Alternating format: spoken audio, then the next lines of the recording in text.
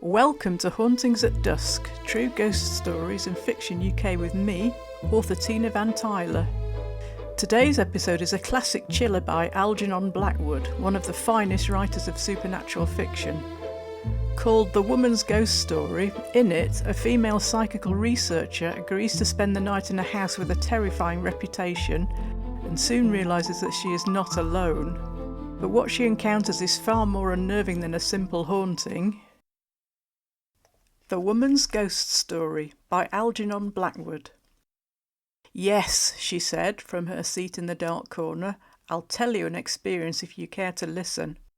And, what's more, I'll tell it briefly without trimmings, I mean without essentials. That's a thing storytellers never do, you know," she laughed. "They drag in all the unessentials and leave their listeners to disentangle. But I'll give you just the essentials and you can make of it what you please.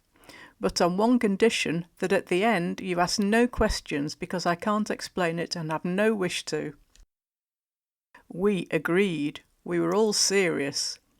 After listening to a dozen stories from people who merely wished to talk but had nothing to tell, we wanted essentials. "In those days," she began, feeling from the quality of our silence that we were with her, "in those days I was interested in psychic things and had arranged to sit up alone in a haunted house in the middle of London. It was a cheap and dingy lodging house in a mean street, unfurnished. I had already made a preliminary examination in daylight that afternoon, and the keys from the caretaker, who lived next door, were in my pocket. The story was a good one, satisfied me at any rate that it was worth investigating, and I won't weary you with the details as to the woman's murder and all the tiresome elaboration as to why the place was alive. Enough that it was. I was a good deal bored, therefore, to see a man who I took to be the talkative old caretaker waiting for me on the steps when I went in at 11 p.m, for I had sufficiently explained that I wished to be alone there for the night. "I wished to show you the room," he mumbled, and of course I couldn't exactly refuse, having tipped him for the temporary loan of a chair and table. "Come in then and let's be quick," I said. We went in, he shuffling after me through the unlighted hall up to the first floor where the murder had taken place, and I prepared myself to hear his inevitable account before turning him out with the half-crown his persistence had earned. After lighting the gas, I sat down in the armchair he had provided, a faded, brown, plush armchair, and turned for the first time to face him and get through with the performance as quickly as possible. And it was in that instant that I got my first shock. The man was not the caretaker. It was not the old fool Carey I had interviewed earlier in the day and made my plans with. My heart gave a horrid jump. "Now who are you, pray?" I said. "You're not Carey, the man I arranged with this afternoon. Who are you?" I felt uncomfortable, as you may imagine. I was a psychical researcher and a young woman of new tendencies and proud of my liberty, but I did not care to find myself in an empty house with a stranger. Something of my confidence left me. Confidence with women, you know, is all humbug after a certain point. Or perhaps you don't know, for most of you are men. But anyway, my pluck ebbed in a quick rush, and I felt afraid.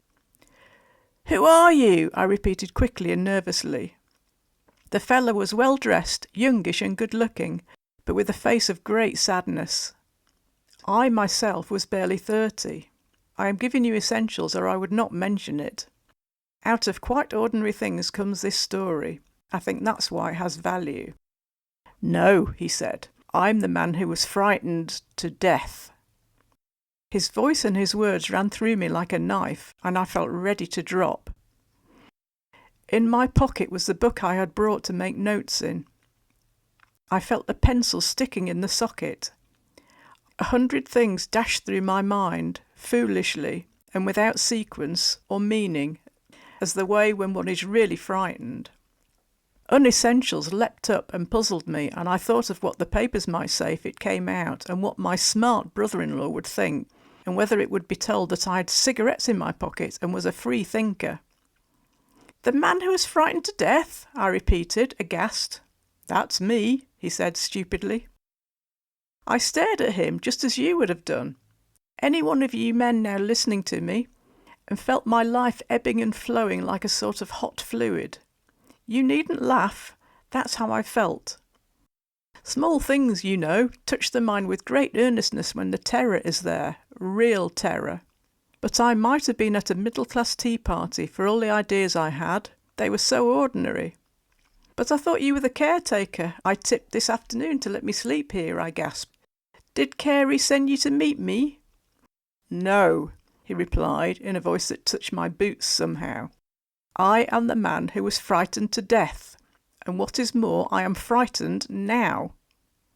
So am I managed to utter, speaking instinctively. I'm simply terrified. Yes, he replied in that same odd voice that seemed to sound within me. But you are still in the flesh and I am not. I felt the need for vigorous self-assertion. I stood up in that empty, unfurnished room, digging the nails into my palms and clenching my teeth.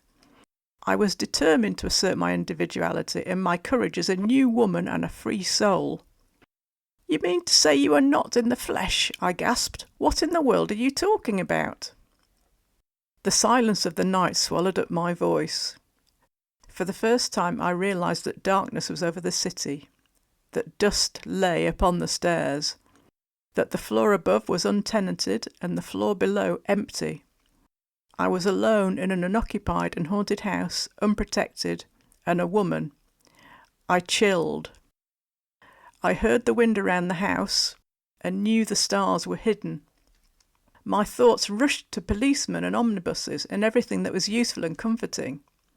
I suddenly realised what a fool I was to come to such a house alone. I was icily afraid. I thought the end of my life had come. I was an utter fool to go in for psychical research when I had not the necessary nerve. Good God, I gasped. If you're not Carey, the man I arranged with, who are you? I was really stiff with terror. The man moved slowly towards me across the empty room. I held out my arm to stop him, getting out of my chair at the same moment, and he came to a halt just opposite me, a smile on his worn, sad face. I told you who I am, he repeated quietly with a sigh, looking at me with the saddest eyes I have ever seen, and I am frightened still. By this time I was convinced that I was entertaining either a rogue or a madman, and I cursed my stupidity in bringing the man in without having seen his face.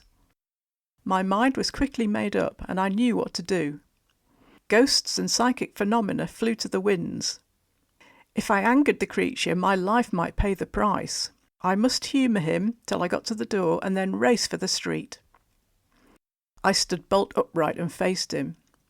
We were about of a height, and I was a strong, athletic woman who played hockey in winter and climbed Alps in summer.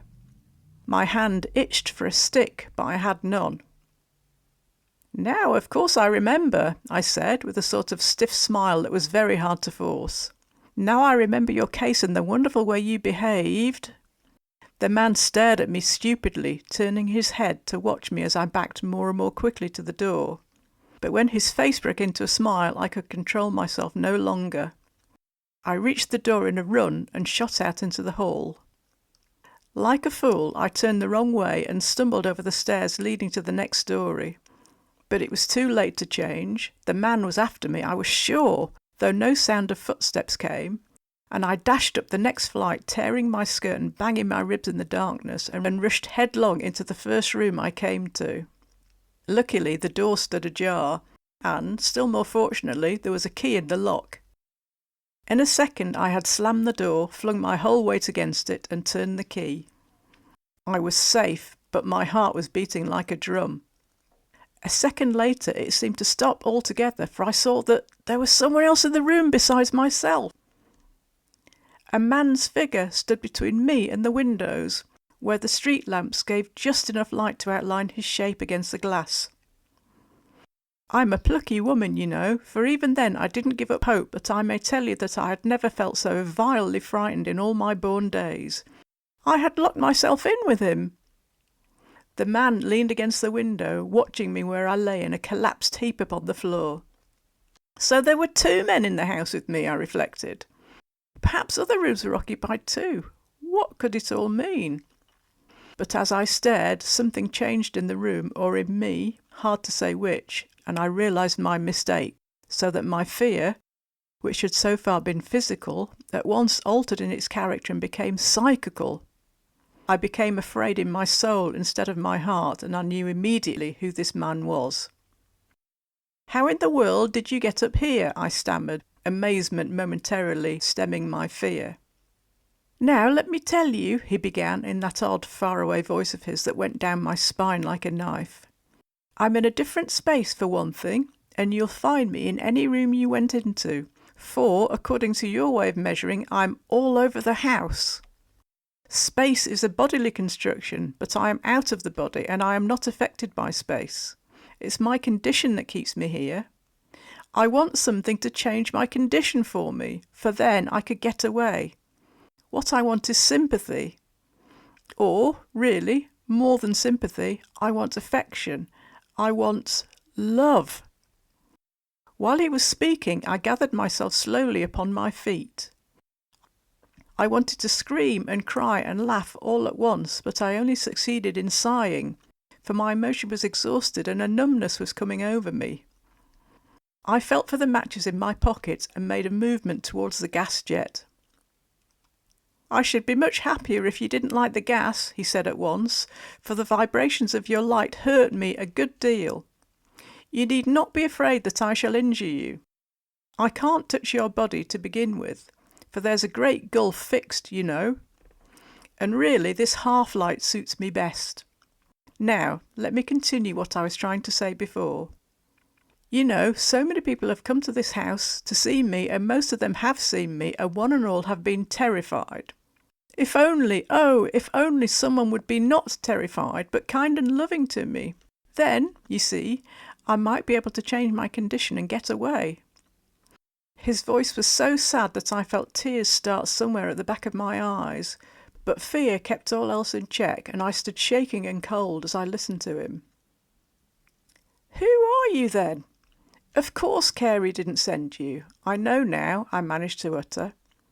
My thoughts scattered dreadfully, and I could think of nothing to say. I was afraid of a stroke. "I know nothing about Carey or who he is," continued the man quietly, "and the name my body had I have forgotten, thank God. But I am the man who was frightened to death in this house 10 years ago, and I have been frightened ever since, and I am frightened still. For the succession of cruel and curious people who come to this house to see the ghost and thus keep alive its atmosphere of terror only helps to render my condition worse. If only someone would be kind to me, laugh, speak gently and rationally with me, cry if they like, pity, comfort, soothe me, anything but come here in curiosity and tremble as you are now in that corner. Now, madam, won't you take pity on me?" His voice rose to a dreadful cry. "Won't you step out into the middle of the room and try and love me a little?"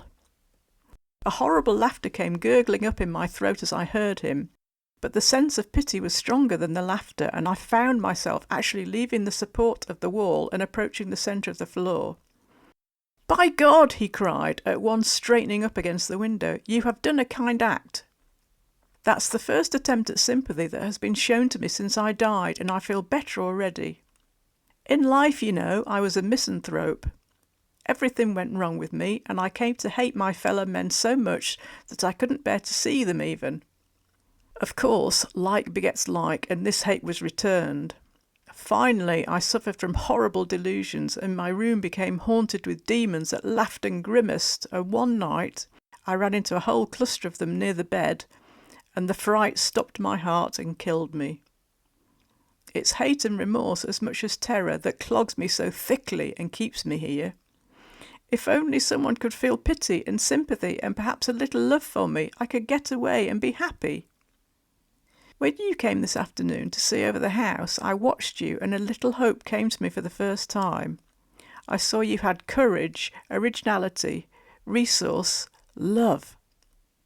If only I could touch your heart without frightening you, I knew that I could perhaps tap that love you have stored up in your being there, and thus borrow the wings for my escape. Now, I must confess my heart began to ache a little, as fear left me and the man's words sank their sad meaning into me. Still, the whole affair was so incredible and so touched with unholy quality, and the story of a woman's murder I had come to investigate had so obviously nothing to do with this thing, that I felt myself in a kind of wild dream that seemed likely to stop at any moment and leave me somewhere in bed after a nightmare.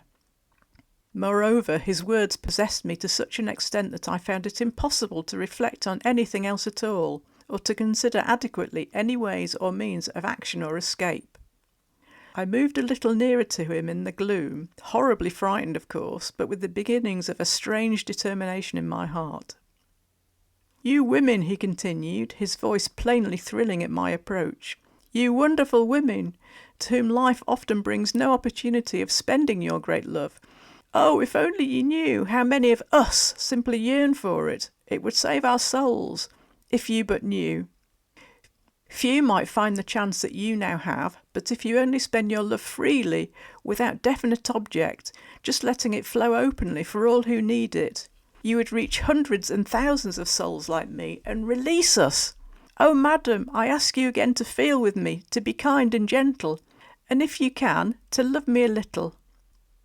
My heart did leap within me, and this time the tears did come, for I could not restrain them. I laughed too, for the way he called me madam sounded so odd here in this empty room at midnight in a London street. But my laughter stopped dead and merged in a flood of weeping when I saw how my change of feeling affected him. He had left his place by the window and was kneeling on the floor at my feet, his hands stretched out towards me, and the first signs of a kind of glory about his head. "Put your arms around me and kiss me, for the love of God," he cried. "Kiss me, oh kiss me, and I shall be freed. You have done so much already, now do this." I stuck there, hesitating, shaking, my determination on the verge of action, not quite able to compass it, but the terror had almost gone. "Forget that I'm a man and you're a woman," he continued in the most beseeching voice I had ever heard.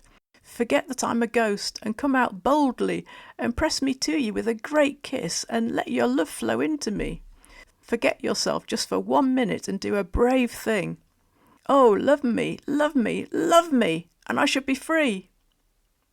The words, or the deep force they somehow released in the centre of my being, stirred me profoundly, and an emotion infinitely greater than fear surged up over me and carried me with it across the edge of action. Without hesitation, I took 2 steps forward towards him where he knelt and held out my arms. Pity and love were in my heart at that moment, genuine pity, I swear, and genuine love. I forgot myself and my little tremblings in a great desire to help another soul. "I love you, poor, aching, unhappy thing. I love you," I cried through hot tears, "and I am not in the least bit afraid in the world." The man uttered a curious sound, like laughter, yet not laughter, and turned his face up to me. The light from the street below fell on it, but there was another light, too, shining all around it that seemed to come from the eyes and skin. He rose to his feet and met me, and in that second I folded him to my breast and kissed him full on the lips again and again. For us listeners, all our pipes had gone out, and not even a skirt rustled in that dark studio as the storyteller paused a moment to steady her voice and put a hand softly up to her eyes before going on again. Now, what can I say, and how can I describe to you, all you sceptical men, sitting there with pipes in your mouths, the amazing sensation I experienced of holding an intangible, impalpable thing so close to my heart that it touched my body with equal pressure all the way down, and then melted away somewhere into my very being, for it was like seizing a rush of cold wind and feeling a touch of burning fire the moment it had struck its swift blow and passed on. A series of shocks ran all over and all through me. A momentary ecstasy of flaming sweetness and wonder thrilled down into me. My heart gave another great leap. Then I was alone. The room was empty. I turned on the gas and struck a match to prove it. All the fear had left me, and something was singing around me in the air and in my heart like the joy of a spring morning in youth. Not all the devils or shadows or hauntings in the world could have caused me a single tremor. I unlocked the door and went all over the dark house, even into the kitchen and cellar and up among the ghostly attics, but the house was empty. Something had left it. I lingered a short hour, analysing, thinking, wondering. You can guess what and how, perhaps, but I won't detail, for I promised only essentials, remember? And then went out to sleep the remainder of the night in my own flat, locking the door behind me on a house no longer haunted. But my uncle, Sir Henry, the owner of the house, required an account of my adventure, and of course I was duty-bound to give him some kind of a true story. Before I could begin, however, he held up his hand to stop me. First, he said, I wish to tell you a little deception I ventured to practice on you. So many people have been to that house and seen the ghost that I came to think the story acted on their imagination, and I wished to make a better test. So I invented for your benefit another story, with the idea that if you did see anything, I could be sure it was not due merely to an excited imagination. Then what you told me about a woman having been murdered was not the true story of the haunting? I asked. It was not, he replied. The true story is that a cousin of mine went mad in that house and killed himself in a fit of morbid terror following years upon years of miserable hypochondria. It is his figure that investigators see. That explains then, I gasped. Explained what? He said. I thought of that poor struggling soul longing all these years for escape and determined to keep my story, for the present, to myself. Explains, I mean, why I did not see the ghost of the murdered woman, I concluded. Precisely, said Sir Henry, and why, if you had seen anything, it would have had value inasmuch as it could not have been caused by the imagination working upon a story you already knew. Thanks for listening to Hauntings at Dusk. If you enjoyed today's episode, please subscribe on your favourite podcast platform. Join me again in 2 weeks for another shiver-inducing supernatural story. New episodes on the first and third Friday of every month.